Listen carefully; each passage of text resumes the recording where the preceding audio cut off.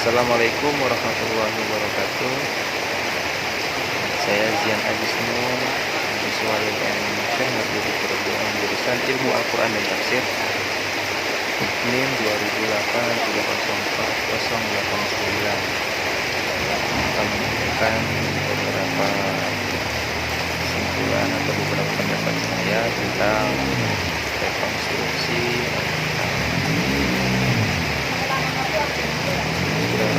bagian pertama, asal usul dan pewahyuan Al-Quran. Bagian ini mengungkapkan asal usul dan pewahyuan Al-Quran yang dituangkan ke dalam kitab. Bab pertama dituangkan ke dalam Quran dalam latar sejarahnya, yaitu dalam konteks situasi sosiopolitik serta religius Arabia menjelang dan pada saat pewahyuan Al-Quran,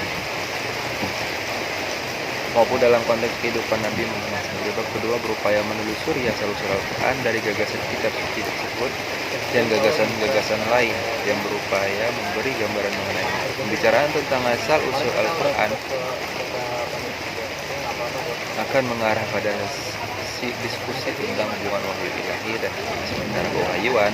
Bagian-bagian Al-Quran yang menelaah secara kronologis sekuensi pewahyuannya menurut berbagai sudut pandang akan dikemukakan dalam bab ketiga.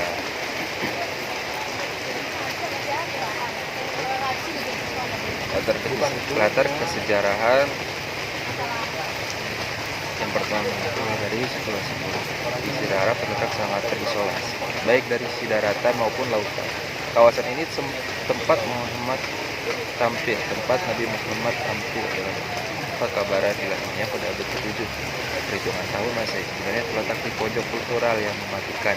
Sejarah dunia yang besar telah jauh meninggalkan perselisihan yang membawa peperangan antar suku berlangsung dalam skala besar-besaran di setiap jazirah tersebut. Dari sudut pandang negara-negara dikuasa, Arabia merupakan kawasan terpencil dan biadab sekalipun memiliki posisi cukup penting sebagai kawasan penyangga dalam ajang perebutan kekuasaan politik di Timur Tengah yang ketika itu didominasi dua imperium raksasa Bizantium dan Persia. Kekaisaran perlu diketahui, Kekaisaran Bizantium atau Kekaisaran Romawi Timur dengan ibu kota Konstantinopel merupakan bekas imperium Romawi dari masa klasik. Pada permulaan abad ke-7, wilayah imperium ini telah meliputi Asia Kecil, Syria, Mesir, dan bagian-bagian tenggara Eropa hingga Danube, pulau-pulau di Laut Tengah dan sebagian daerah Italia, serta sejumlah kecil wilayah di Mesir Afrika Utara juga berada di bawah kekuasaan cukup luas untuk Kekaisaran Bizantium atau Kekaisaran Romawi Timur. Saingan berat Bizantium dalam perebutan kekuasaan di Timur Tengah adalah Persia. Ketika itu imperium ini berada di bawah kekuasaan dinasti Sasani atau Sasania. Ibu kota Persia adalah Al-Madain, terletak di sekitar 20 mil di sebelah tenggara kota Baghdad. Wilayah kekuasaannya terbentang dari Irak dan Mesopotamia hingga pedalaman timur Irak dewasa ini serta Afghanistan. Menjelang lahirnya Nabi Muhammad, penguasa Abisinia di Yaman Abraham atau lebih populer dirujuk dalam literatur Islam dan sebagai Abraham merupakan invasi ke Makkah, tetapi gagal melakukan kota tersebut lantaran epidemi cacar yang menimpa bala tentaranya. Ekspedisi ini dirujuk Al-Quran dalam surah 105 pada prinsipnya memiliki tujuan yang secara sepenuhnya berada di dalam kerangka politik internasional ketika itu, yaitu upaya Bizantium menyatukan suku-suku Arab di bawah pengaruhnya guna menentang Persia. Sementara para sejarawan Muslim menambahkan tujuan lain untuknya. Menurut mereka, ekspedisi tersebut terjadi kira-kira pada 552 Masehi. Dilakukan untuk menghancurkan Ka'bah dalam rangka menjadikan gereja megah di San'a yang dibangun Abraham sebagai pusat ziarah keagamaan di Arabia. Seperti yang kita ketahui dan yang sering kita dengar bahwa sebelum penyerangan terhadap kota Mekah, Abraham ini sudah membuat yang menyerupai Ka'bah, tempat yang menyerupai Ka'bah yang dimana bangunan tersebut dilapisi sama emas, dindingnya dilapisi dengan dan peralatan mewah lainnya. Akan tetapi masih saja tetap tidak ramai seperti yang ada di kota Makkah.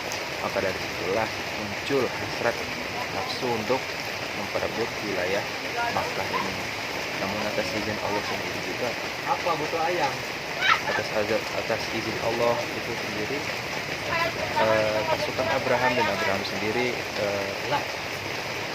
musnah diakibatkan oleh burung apabil yang pada saat itu juga baginda kita Nabi Muhammad SAW telah meninggal. Kemudian kehidupan di Jazirah Arab, risalah yang dibawa Muhammad memiliki keterkaitan yang erat dengan nilai dunia penjagaan masyarakat perkotaan Arab ketika tanah air pertama Islam, maka merupakan pusat perniagaan yang sangat makmur. Sementara tanah air keduanya Yathrib atau kemudian berganti nama dan lebih populer dengan Madinah. Ya, di kehidupan Jazirah Arab sendiri itu makmurnya karena pedagang-pedagangnya yang terkenal dengan pedagang-pedagangnya ketika itu. Kalau ngeprint bisa proposal di luar tuh. Pada penghujung abad ke-6, para pedagang besar kota Makkah telah memperoleh kontrol monopoli atas perniagaan yang lewat bolak-balik dari pinggiran pesisir barat Arabia ke Laut Tengah. Kafilah-kafilah dagang yang biasanya pergi ke selatan di musim dingin dan ke utara di musim panas dirujuk dalam Al-Quran. Rute ke selatan adalah Yaman, tetapi biasanya juga diperluas ke Abisinia, sementara rute ke utara adalah ke Syria. Di tangan kafilah-kafilah dagang inilah orang-orang Makkah mempertaruhkan eksistensinya yang asasi. Di lembah kota Makkah yang tandus, pertanian maupun peternakan adalah impian indah di siang bolong. Kota ini sangat bergantung pada impor bahan makanan, karena itu kehidupan ekonominya yang khas adalah di bidang perniagaan. Kemungkinan besar hanya bersifat moneter. Perdagangan dan urusan-urusan finansial yang bertalian dengannya menjanjikan satu-satunya penghasilan bagi penduduk kota-kota Makkah. Secara ekonomis, hampir setiap orang menaruh minat yang besar pada kafilah-kafilah dagang. Penjarahan atas suatu kafilah atau musibah yang menimpanya akan merupakan pukulan berat dan bencana bagi penduduk kota. Itulah sebabnya supaya keamanan kafilah-kafilah dan orang-orang Quraisy melakukan negosiasi dengan negara-negara tangganya dan menjalin hubungan baik dengan suku-suku pengembara di berbagai bagian rute perniagaan. 15 lembar warna semua.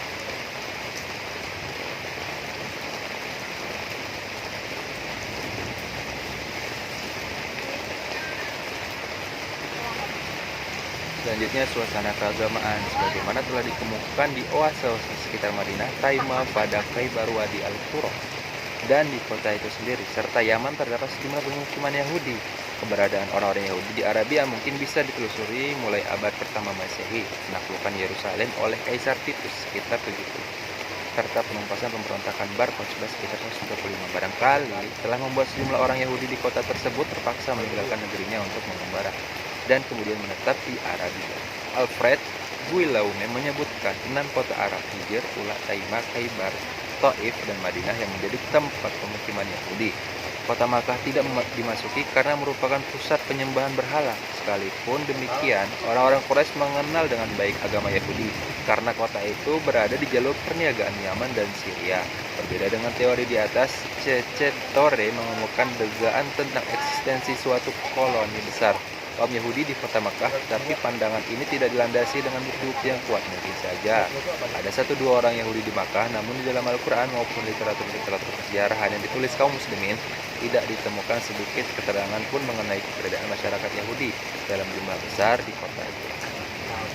Berbeda dengan kaum Yahudi, orang-orang Kristen di Arabia memiliki posisi yang tidak begitu baik ditinjau dari sisi difusi dan kohesinya.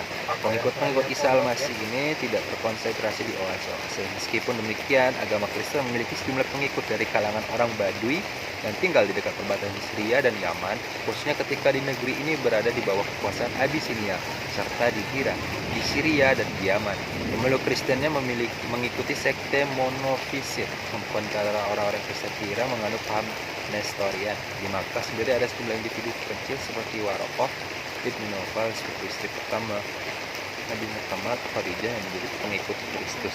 Berdasarkan kenyataan historis seperti di atas, beberapa penulis barat modern telah mengajukan sejumlah spekulasi sehubungan dengan situasi keagamaan di Arabia dalam kaitannya dengan gagasan-gagasan religius Yudeo-Kristian.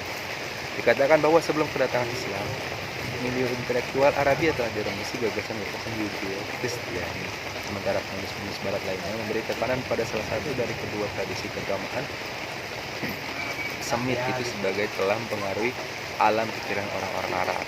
Richard Bell, misalnya, lebih menitik beratkan pada gagasan Kristen, sedang C.C. Torrey pada gagasan Yahudi. Namun berbagai spekulasi ini pada akhirnya ditunjukkan untuk menjelaskan sumber-sumber atau usul-usul genetika yang ada.